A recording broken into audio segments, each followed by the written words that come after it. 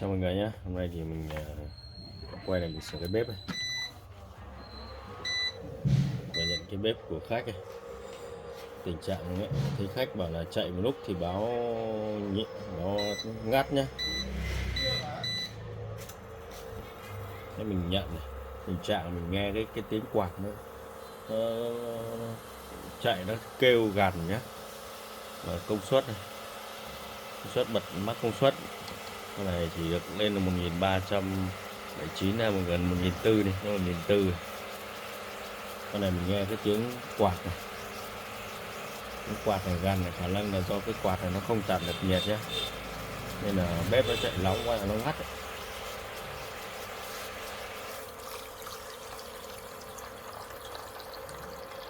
Khả năng một cái này mình chỉ cần thay quạt là được. Mình nghĩ công suất này nó chạy nó thấp quá nhé, để mình đó xem men bò con Bluetooth này nó như nào nhé. Nếu mà nó ngon thì mình sẽ chỉnh cái công suất này nó đẩy lên, hoặc là mình kiểm tra lại xem cái khối công suất xem có vấn đề gì không, mà cái công suất đun nó rất là thấp nhé. Cái này nó còn không cả bằng cái bếp tàu kém thôi. Cái quạt này có chạy khá hơn chút này, chạy nó có trơn tru hơn này. Để mình sẽ kiểm tra luôn cả cái phần khối cảm biến luôn nha.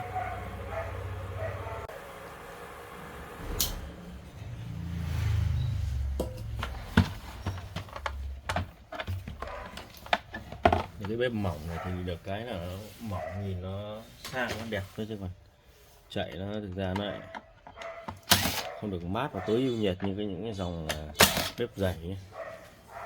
Các bác cũng cứ thử nghĩ lại xem, trước đây mình dùng cái bếp dày nhé, thì công suất chạy nó bây giờ nó cũng tối ưu nhiệt về mát mẻ hơn nhé. Con này có 4 cái ốc này nữa, mình có 4 cái ốc bên này nữa.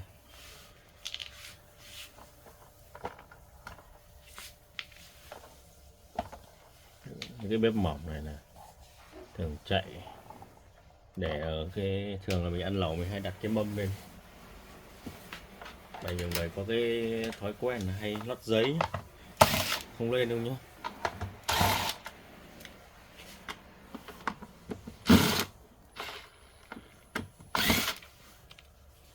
Mình đun làm sao nó không bị trào ra.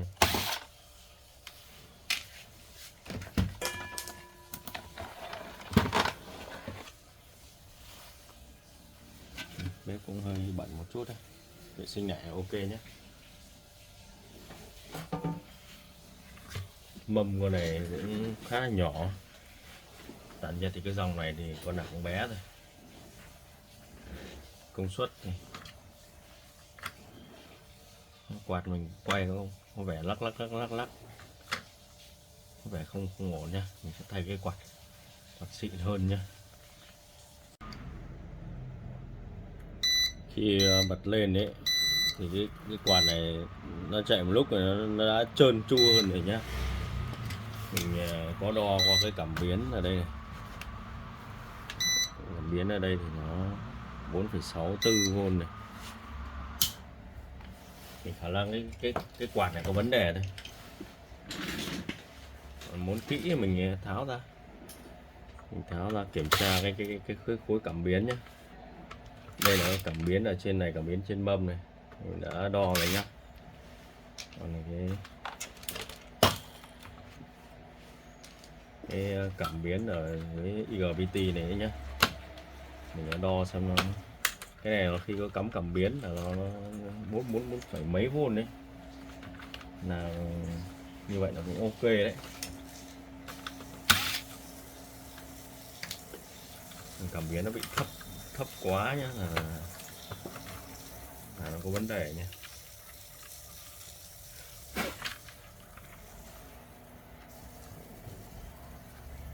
Đây ở dưới con IGBT này nó có một con cảm biến RT này, thì đo nhiệt độ của sò nhé.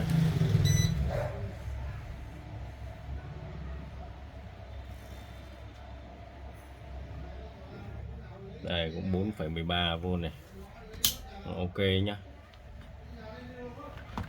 Vậy thì khả năng là nó bị bệnh nhẹ thôi. Cái quạt này mới bật lên cái nghe tiếng gằn sau khi chạy một lúc mà thấy nó khá hơn tí.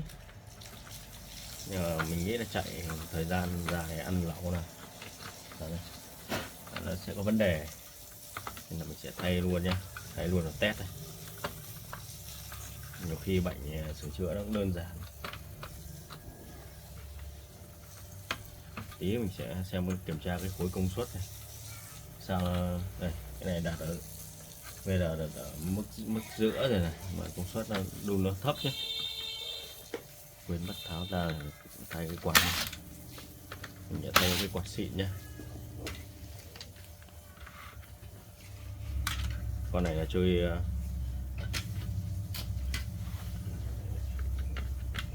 quạt con này có 7 cánh, mình thay cái 9 cánh cho nó mát nhé, mát để cho con này nó bền luôn này. Quạt xịn này thì nó đắt tiền hơn nhưng mà đảm bảo luôn nhé.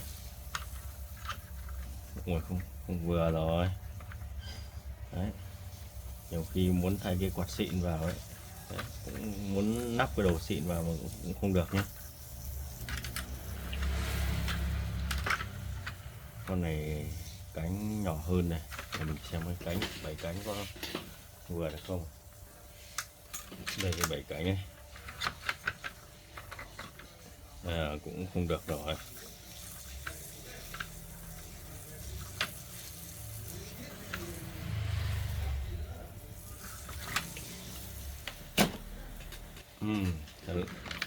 Khả năng không ổn rồi.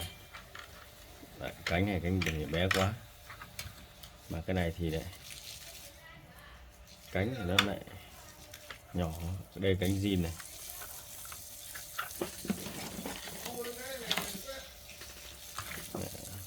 Muốn nắp đồ xịn cũng không vừa. Con này không có quạt thôi nhưng mà khả năng khoai rồi đấy.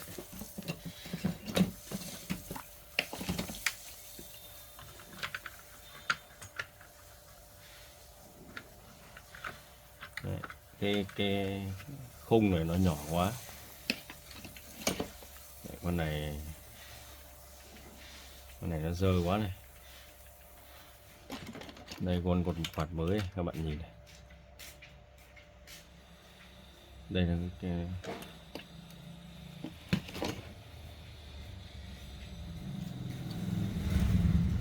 mình quay tay mình cảm giác nó nặng nhá. Để mình tháo ra xem này, xem còn nếu mà không được thì mình sẽ lấy cái phần khung nhá, phần khung cánh của con này.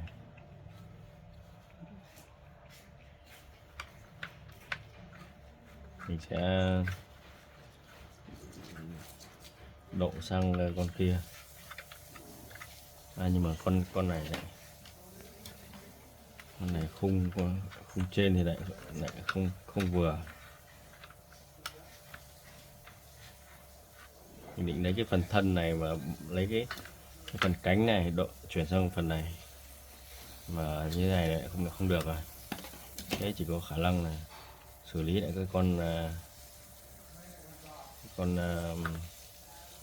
cánh quạt này nhá. Đây nó có một cái vòng nhựa đây này. Mình tháo ra nhá, các bạn cẩn thận không là vòng nhựa này để nó hãm cánh nó khỏi rơi ra đấy.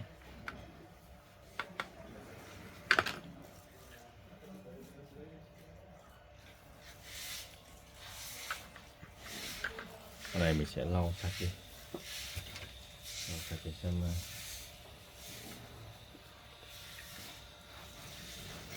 chạy nó mòn này, mòn nó bị trôi cánh, nó bị lặng này, con này bị gờ này.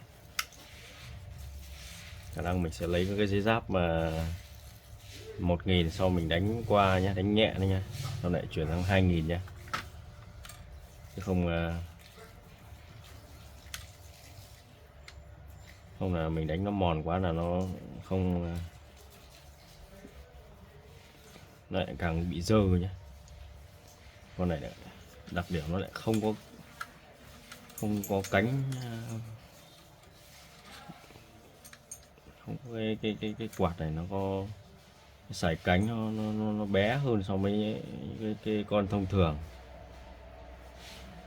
Đấy, nhiều khi các bạn muốn thay mà không thay được nhé. Cánh này nó không phổ thông đâu, cánh này thực sự là mình gặp nó chỉ đếm trên đầu ngón tay. Sửa cũng rất là nhiều nhưng mà đếm trên đầu ngón tay luôn. Đây, cái này mình sẽ đi đánh qua cái giấy giáp nhé. Mình đã đi vệ sinh và còn đánh bóng qua cái này nhé. Mình sẽ lắp vào này. Mình có đi tháo một đống quạt này, mình kiếm cái cánh quạt vừa nhưng mà này, nó cũng to hơn một tí ấy. To hơn một to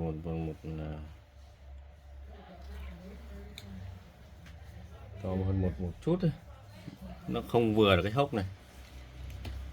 Đấy, nhiều khi sửa chữa biết nó hỏng nhưng mà mình lại phải khắc phục nhé.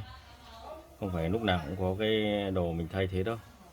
Mình thực sự là mình cũng muốn có đồ thay đồ ngon cho khách hàng để cho nó bền nhá, mà nó ít phải quay lại nhé. Chứ sửa này là mình lại phải bảo hành biết là khi mình cũng không muốn đâu. Cái cánh này thực sự là nó cái tỷ lệ nó không được tiêu chuẩn nhé. Nên là nhiều khi các bạn mua cái bếp, những cái hàng dòng bếp hay là mua tất cả những cái đồ gì nó không thông dụng là khi mình hỏng mình nhiều khi nó hỏng rất đơn giản nhé. Không có đồ thay thế là rất là mất thời gian nhé. Nhiều khi hỏng một thứ thôi nhưng mà mình không có thay thế mình phải bỏ.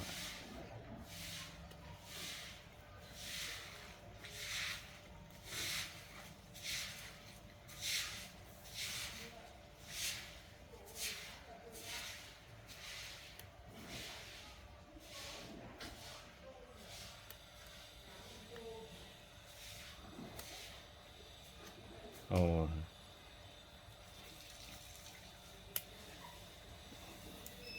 Không muốn dí mạnh quá, dí mạnh nó lại gãy cái lấy nhựa là mình lại phải đi tháo của cái khác ra. Đấy. Đấy. Tháo ra mà cố con này kiếm có nhỏ nhất rồi mà không vừa hốc đâu, vừa khít này. Và cái này nếu mà cần lắm thì chắc là phải ấy thì là phải đi cắt này. Mình sẽ đánh dấu này, mình cắt nhỏ nhé. Con này mình xử lý mà nó vẫn bị lại mình sẽ cắt nhỏ, cắt cái phần cánh này đi nhé. Mình sẽ dùng cái vạch mình đánh vạch dấu này. Đó, vạch dấu trên từng cái cánh này mình cắt cho nó đều nhé. Các bạn cắt không đều là sau chạy một thời gian là nó có độ lắc nhé. Cái này nó lắc là sau là nó lại kêu lại. Nên là cái đấy thì các bạn yêu cầu các bạn càng khéo léo càng tốt nhé. Mình xử lý tốt thì khách hàng sẽ không phải gặp lại bạn sớm, mà nhiều khi còn không gặp lại bạn ấy thì khách hàng họ thấy bạn sửa không ok là họ sẽ đi chỗ khác sửa ấy nhé.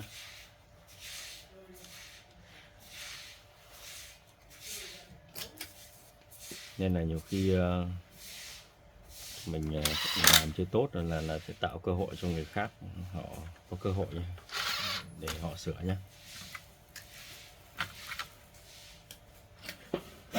Con này mình sẽ lắp vào, mình chạy thử ra, mình kẹp nhiệt xem nó còn có vấn đề gì nhiệt nữa không. Chứ mình bắt cái pan này mình bật lên rồi đã nghe tiếng quạt rồi, 100% là quạt, không phải suy nghĩ gì cả thêm cả.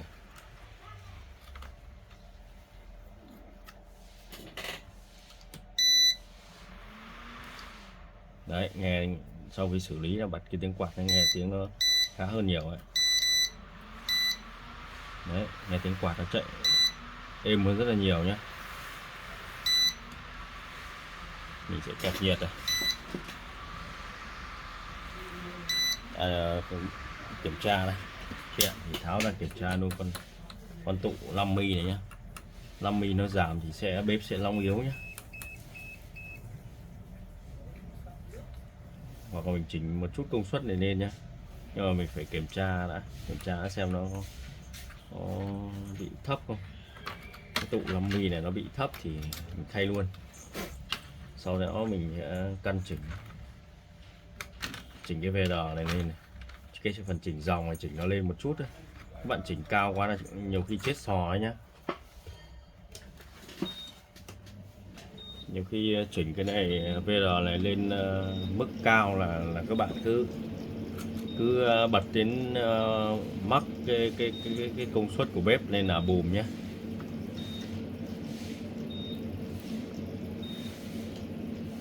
Nên là nhiều khi mình làm nó cũng có trải nghiệm là mình biết được có những cái bài học chỉ có trải qua thực tế thôi,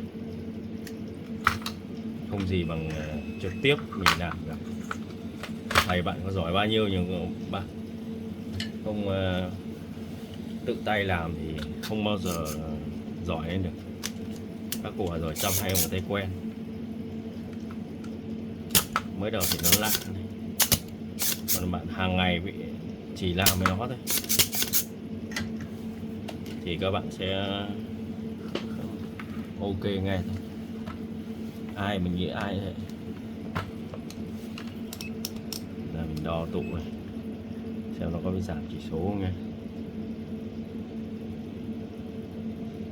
4,88. Đảo đi pedal đo thế này ok, không vấn đề gì đâu nhá.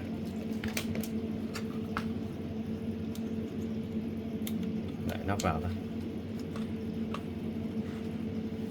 Kiểm tra luôn khối chỉnh dòng nữa nhá, VR nhá. Nhiều con nó không có VR đâu, mình thì VR thì mình phải xem là cái khối đường chỉnh dòng đâu. Nó có VR thì là dễ hơn đấy. Đây mình đo trực tiếp trên mạch xem VR là bao nhiêu nhé.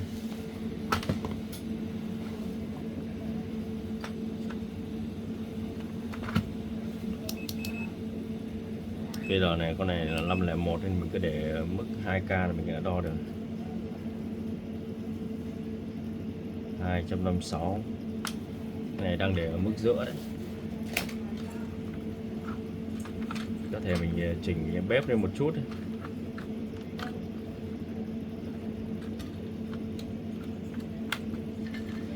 Cái quạt này là khi mình tra dầu mỡ mình xử lý qua cái cổ trục thì nó chạy rít, nó chạy gió nó to hơn rồi nhé.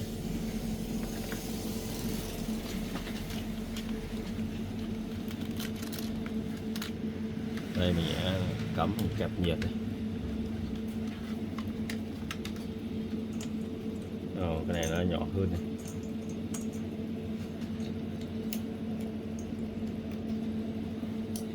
Nhỏ hơn thì mình lấy cái kìm này mình bóp vào nhé.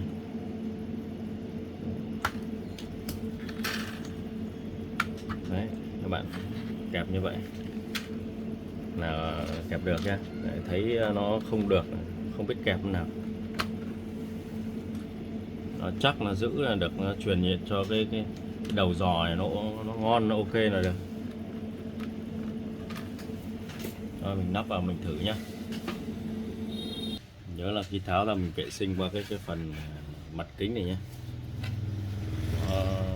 Bẩn là sau khi mình lắp vào cái cảm ứng nó không được tốt đâu.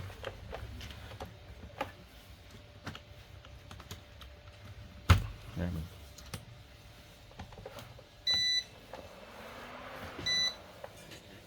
test luôn này.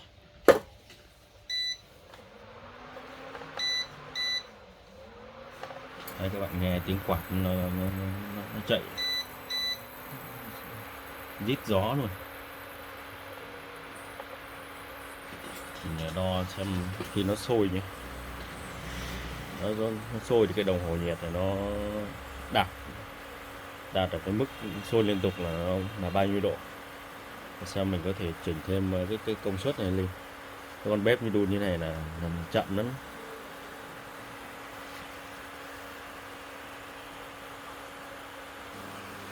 Đây mình đã thay cái lồng lồi khác này, to hơn này, nhưng mà công suất nó cũng không cao hơn nhé, nên là nhiều khi nhiều con lồng lồi to nó mới công suất nó mới tăng lên này. Đây đã sôi đấy, khi sôi đạt đỉnh này 48 độ này. Cái này mình đây để sôi một lúc rồi.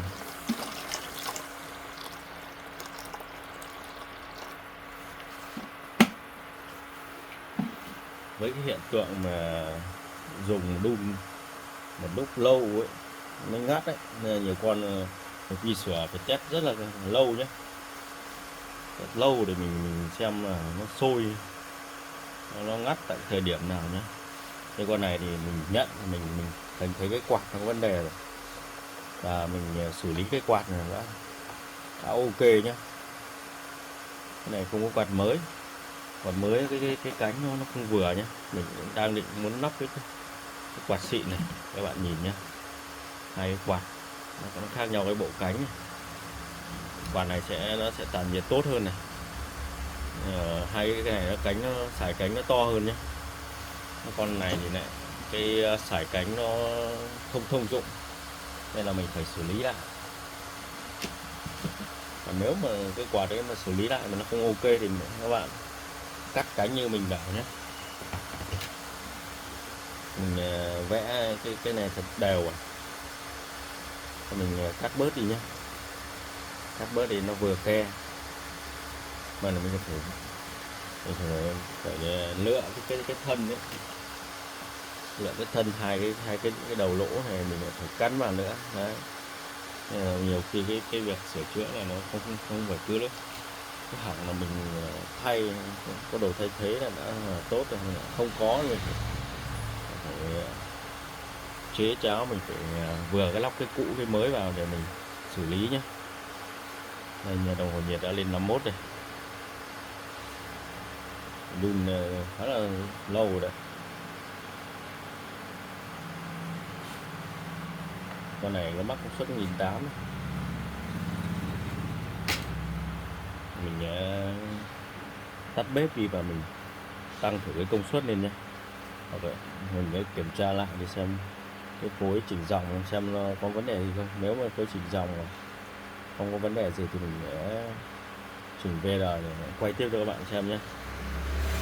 Mình đã kiểm tra từ đường chỉ dòng VR nha, về chân sò này, cũng thay thử cả sò này nhá. Hôm trước gặp cái ban do sò nên là công suất nó không đạt đấy, là mình cũng thay thử sò rồi. Dò từ đường chỉnh dòng VR về vi xử lý, tất cả cái liên quan đến vi xử lý là đã xử lý ok hết đấy. Đây con này mình cũng chỉnh công suất nó lên một chút đấy. Mình chỉnh cao lên là mình thấy cái nhiệt sò nó lớn quá, nó cao lên nó tận 65 độ nên là mình không chỉnh nữa. Không là các bạn mà chỉnh công suất nó cao quá là nhiệt sò nó cao nhé, là nó hay chết IGBT nhá. Nên là cái con bếp này là có giới hạn, mắc công suất này nó đẩy 1.800. Mình đã test sôi khá là lâu rồi, tầm gần tiếng đồng hồ đun rồi lại cạn cho nước thì nó trắng cả cái son này nhá. Nên các bạn test thế này như vậy là nguyên nhân chính là do quạt nhá. Mình đã chỉnh chút dòng lên rồi. Vậy con này ok nhá. Mình sẽ quay tiếp cho bạn một cái con bếp từ mình cũng đang trong quá trình sửa con này, mình cũng vừa nhận được con bếp nó chạy cũng hiện tượng bị như con này nhé. Để mình sẽ dừng con này và mình quay tiếp cho các bạn xem một con tiếp để xem nó có hỏng giống nhau nhé. Đây mình nhận là cái bếp Kangaroo nhá. Kangaroo có hiện tượng là nấu một lúc thì ngắt nhá. Cho nên mình test này. Con bếp này ăn công suất là khá là cao này, 2.100W. Nó đang để 1.900 đấy. Bắt từ rất là to nhé. Con này khả năng mà đặt bếp nồi to lên là nó ăn cái công suất nó sẽ lớn hơn nhé.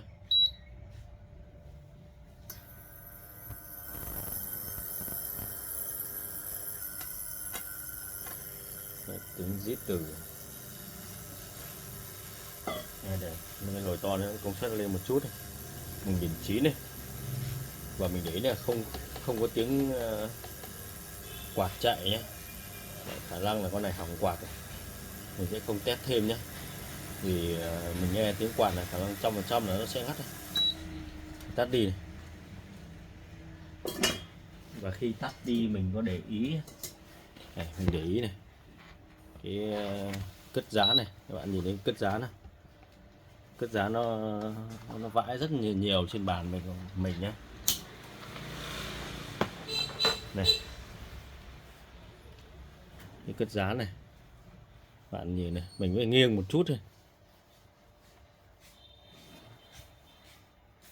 Đấy, các bạn nhìn này, mới nghiêng một chút thôi này mà nó chảy đầy ở đây rồi.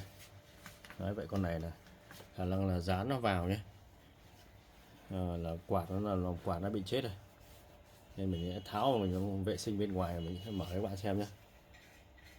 Không mình sợ dán nó chạy ra ngoài thôi, chạy ở đầy chỗ làm của mình này. Đây mình tháo ra này, các bạn nhìn nhé. Đấy, rất nhiều cất dán ở đây này, các bạn nhìn này.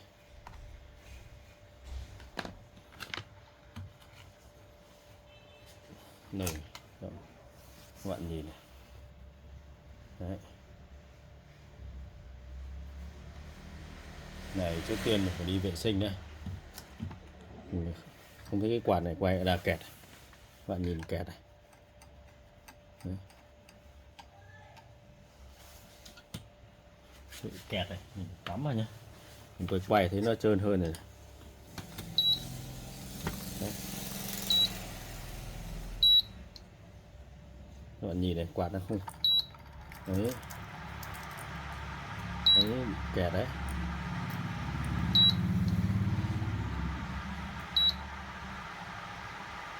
Đấy, mình mồi nó chạy lại rồi này. Vậy con này khả năng lại bị quạt như con trước nhé. Mình lại vệ sinh, mình tra dầu mỡ, vệ sinh lại những cái phần, xử lý những cái phần có cất dán các thứ vào nhé. Ra là mình đã thấy có dán này, vạch lên cho các bạn xem nhé.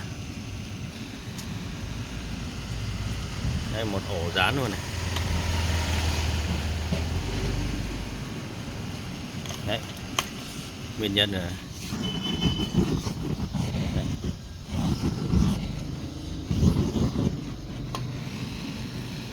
Các bạn nhìn đấy, dán này.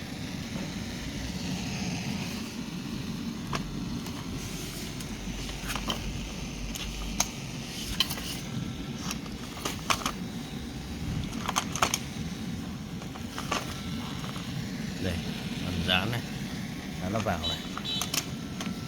May là mình không tháo ra ở trên bàn nhé, không thể dán nó chạy ra rất nhiều luôn nhé. Con bếp này mình đã vệ sinh nhé, vệ sinh lại sạch sẽ và xử lý những cái chỗ han rỉ nhé, han rỉ để cho nó không cái cất dán này các bạn vệ sinh nó sạch chút nhé. Nhưng nhiều khi là nó lại oxy hóa lại này, là rất là mệt nhé. Quạt này mình lau qua này, một tí mình sẽ tra thêm chút nhớt vào nhé.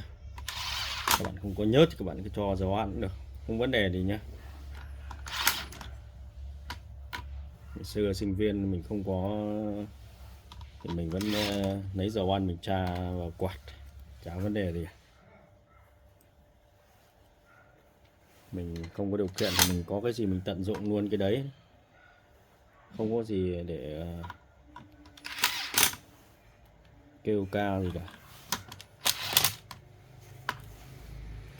Các bác mà xem video của em mà thấy hữu ích thì cho em một like, một comment nhé.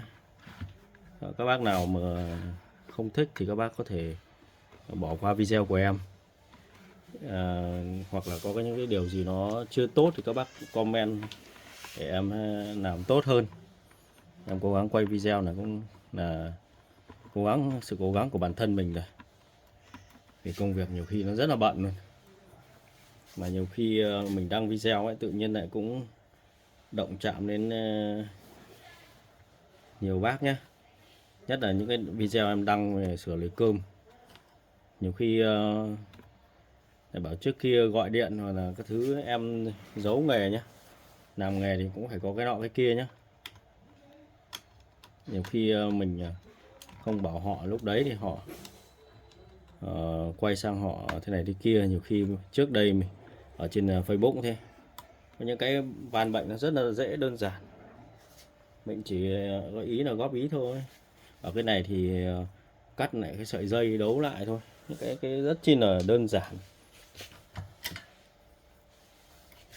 Mình thấy nó cũng đơn giản mà có người dùng, các bác thợ hoặc là các người dùng nhiều khi xử lý tại nhà luôn được thì có vấn đề gì đâu, mà lại cứ có bác vào comment bảo em được lần sau đừng có comment như thế nhá, làm mất chén cơm người khác. Thì thực ra nên là nhiều khi lên Facebook bây giờ nên em nhiều khi em cũng không, rất là ngại comment. Rồi có những người họ không thích thì họ sẽ, kể cả mình có làm tốt đến bao nhiêu đi chăng nữa thì trong cái mắt của họ thì mình cũng đều không ra gì nhá. Mình có chia sẻ hay mình có làm bất cứ cái điều gì tốt đẹp đi chăng nữa thì với họ thì mình cũng chả có nghĩa lý gì. Nên là cuộc sống thì nhiều khi các bạn tốt quá, các bạn tốt thì phải tùy người. Nên nhiều khi có những người mình không bao giờ mình bảo đâu.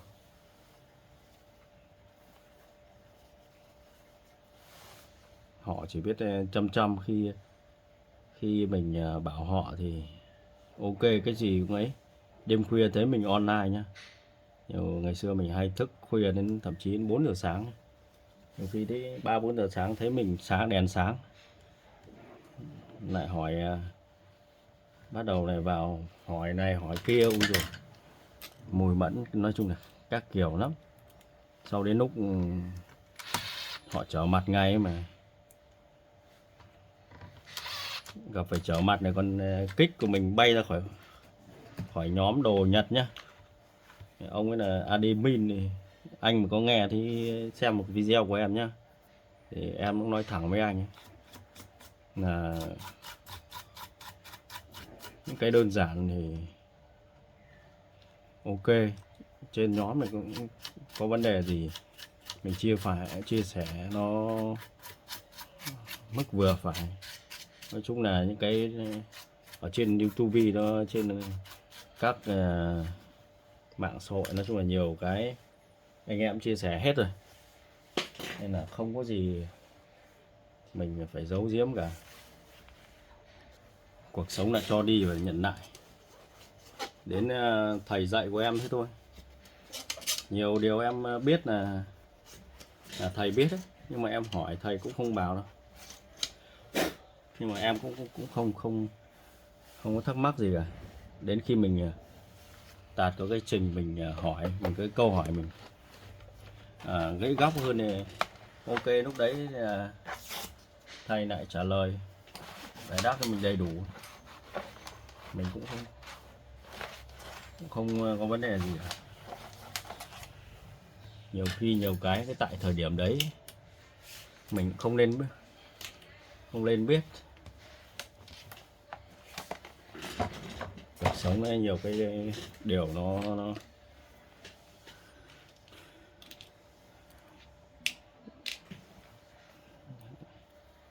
nhiều khi mình đăng video này thế, nhiều lúc có nhiều bạn rất là khuya rồi, 10 giờ còn gọi điện. Thật sự là mình có công việc của mình cả, có số điện thoại của mình để làm ăn, mình đã ghim ngay ở cái video của mình có số điện thoại. Các bạn có hỏi gì thì cứ comment ngay cái bài viết nhá, còn là nhiều khi có inbox Zalo thực sự là mình những cái người mình quen biết thì mình mới add nhá, không phải mà ai mình cũng, mà mình thực sự là mình cũng rất ít mở Zalo nữa. Có Facebook thì nhiều khi nhắn nó không phải bạn bè của mình thì mình cũng không hiện lên, nhiều khi bận rộn này, nhiều khi mình không có thời gian mình check nhá. Nên là các bạn có vấn đề gì thì các bạn cứ comment ngay trên video này, những cái video của mình ấy. Và các bạn có vấn đề gì hỏi nhé, muốn giải đáp hay là như nào thì các bạn cứ comment nhé. Hoặc là cái thời gian nó đừng vào cái thời gian như nhiều khi 1 giờ 1 rưỡi cái thời gian mình đang nghỉ ngơi, nhiều bác gọi mình ngày xưa cũng hỏi thầy hỏi bạn, nhiều khi cái thời điểm đấy nhá, người ta nghỉ ngơi thì mình cũng không muốn ảnh hưởng đến người khác. Cái con này thì nguyên nhân chính là dán vào nhá, dán vào thì nó gây kẹt quạt này. Quạt mình đã xử lý vệ sinh lại cả phần phím bấm, phần các thứ, phần nào han là mình đã xử lý lại nhá. Thì mỗi dán nó chui vào là nó sẽ hỏng các phần khác nhau. Nên là những cái bếp mà còn đã có dán chui vào ấy thì các bạn cứ xử lý theo cái hướng mà nó hỏng theo từng bếp thôi. Đấy, như con bếp này là mình sẽ test thêm thời gian. Vậy hai con bếp mình xử lý thì nó cũng liên quan đến quạt này. Những con bếp này mà khách đã dùng mà nhà có dán nhé, thì các bạn bảo khách hàng mua lấy cái lọ thuốc vi sinh diệt dán nhé, để mình bôi xung quanh bếp, nhỏ vài giọt lên quanh bếp, chỉ cần đến vài ngày hoặc 1 tháng là đã không nhìn thấy bóng dáng con dán nào rồi. Cái đồ dùng của mình nó bền nhé. Nhà mình đã từng bị cái kiểu dán đứt nhé, cái dán mà mình phải xịt, mình mua cái thuốc xịt dán ấy, mình xịt để đến ướt cả cánh của nó mà nó cũng không chết nhé. Và mình đã thử thuốc vi sinh, những cái thuốc ngửi nhé, thuốc ngửi của Nhật này, của Hàn này, rất nhiều. Nó vừa tốn tiền mà mình mua mấy cái loại thuốc vi sinh ấy, thuốc vi sinh trên Shopee ấy, khá là nhiều các bạn gõ thuốc vi sinh diệt dán ấy, dán kiến côn trùng trong bếp ấy, các bạn mua về các bạn chỉ nhỏ vài giọt vào lên cái bề mặt như là đá hoa, những bề mặt mà nó không thấm nhá, cái nơi mà dán nó ở nhưng nó đi qua nhá, người là chỉ cần khoảng 1 tuần này, hoặc là lâu thì nửa tháng 1 tháng là sạch, sẽ sạch bóng dáng của dán nhé. Những cái đối với cái thuốc vi sinh đấy nhé, các bạn dùng thì các bạn thấy dán nó quay ra nó chết chẳng hạn thì các bạn cứ quét vào góc nhé. Thì bản thân cái thuốc vi sinh đấy là khi con dán ăn xong nó chết nhé, mà cái đặc tính của dán nó sẽ ăn xác của đồng loại, và khi dán nó ăn xác của đồng loại là cái dán nó đã ăn cái thuốc vi sinh đấy, là dán, những con dán hết ăn xác đồng loại là nó sẽ ăn cái thuốc ngấm ở trong con dán, là nó lại tiếp tục chết nhé. Là một thời gian là bếp của bạn sẽ sạch rồi. Khi đó các bạn dọn dẹp sạch sẽ thì lúc đấy sẽ không có mùi dán nó hôi nhé. Đây, như con bếp này mình đã vệ sinh sạch sẽ, gòn ăn này, đun sôi này, các bạn nhìn đun sôi này. Con này mình tự tin mình tháo này, không kẹp nhiệt rồi. Nhưng con này mình đánh giá dòng Kangoo có nhiều con bếp chạy rất là ngon nhá, ngon hơn cái con Bluetooth lúc nãy nhá. Bluetooth lúc nãy có cái đặc điểm nào khi mình tắt bếp này là quạt nó chạy, nó dừng luôn này. Mình kẹp nhiệt là nó đang chạy đến 50-60 độ, nhưng mà sò nó nóng om nhiệt nhá. Nên nhiều khi các bạn tắt cái bếp, các bạn mở nhỏ đi, các bạn tắt đi, làm cho bếp những cái bếp như thế là nó sẽ tản được nhiệt nhé. Và như những cái dòng Kangoo này mình tắt đi này, các bạn thấy này, nó báo quá nhiệt này, và cái bếp này nó vẫn chạy nhé. Những cái bếp như này dùng rất là ok nhé. Nên là khi mình mua bếp mà mình được thử nhá, Đấy. Mình được mình thử các bạn có thể test nhá. Con bếp mà bật lên này, mình cũng không đun nhưng mà mình bật lên nhá. Đấy, mình bật lên này cái quạt đấy, nó chạy nó lâu ngắt nhá, lâu ngắt là nó chạy rất là bền nhá. Đấy, với lại hy vọng những cái chia sẻ này sẽ giúp cho mọi người dùng cái bếp nó được bền và nó không bị dán nó vào nó hỏng hóc nhá. Các bạn thấy cái video này có hữu ích thì cho em một like nhé, và có thể cho em một đăng ký để cho em thêm nhiều động lực để em ra nhiều video nó hay hơn nhé. Có cái điều gì mà nó chưa tốt thì là các bạn có thể comment cho em nhé, comment ở dưới video để em sẽ khắc phục. Để em thời gian là cũng ít thôi, nhiều khi cái này vừa đi vừa làm vừa quay nên là nhiều khi nó cũng làm bình thường ấy, mình quay lại mình ghi lại đây thì có vấn đề gì thì các bác cứ mạnh dạn comment nhé. Chào mọi người nhé, cảm ơn mọi người đã xem nhé.